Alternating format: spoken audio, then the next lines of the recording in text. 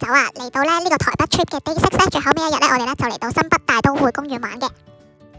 咁其實咧呢個新北大都會公園咧好大嘅，咁有好多嘅娛樂設施啦，例如滑滑梯啊、千秋啊、水上嘅小樂園啊等等嘅，咁非常適合咧一家大細咧嚟呢度放電嘅。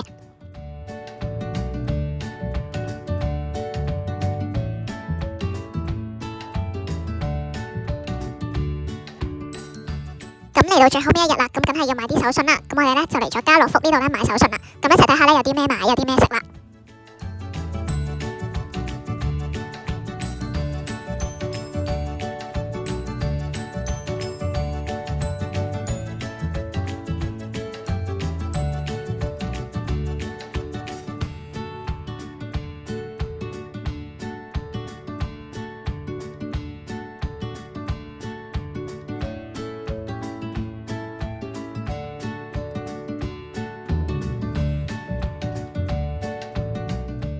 我自己咧就會推介幾款零食咧俾大家嘅，咁大家可以參考下睇下買唔買嘅。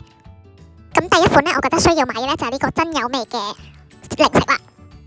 第二款咧就係呢一款華源多的多嘅蚵仔煎薯片啦。第三款咧就係呢個上好街嘅洋蔥圈。第四款必買咧就係呢個爆漿嘅牛雜餅。第五款咧就係呢一個廣達香肉醬嘅香辣味。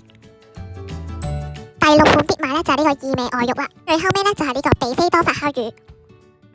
之後咧行完呢一個嘅超市咧，我哋就嚟咗呢間石二鍋嗰度咧食火鍋啦。咁呢一度嘅黑豆茶咧同埋檸檬冬瓜冰沙咧都係任飲嘅。咁我哋咧嗌一個 set 咧，我哋就總共嗌咗3個人咧，就3個 set 嘅。咁呢間嘅火鍋咧都唔錯嘅。咁我哋其中一個湯底咧試咗芝士湯底啦，咁個芝士味都好濃，咁值得一試嘅。咁咧之後咧，我哋就準備翻香港啦。咁因為咧班機 delay 啦，咁所以我哋就去咗食烤肉啦。喺機場嗰度咧就食咗呢一間阿窿烤肉嘅。咁呢間烤肉咧就你可以嗌一個 set 啦，咁就平均60幾至70蚊港幣左右咧就有得食噶啦。咁如果你打卡嘅話咧，仲送鮑魚添。咁你嗌咗一個 set 咧，佢嘅沙律啊、前菜啊，同埋一啲嘢飲咧都係任飲任食嘅。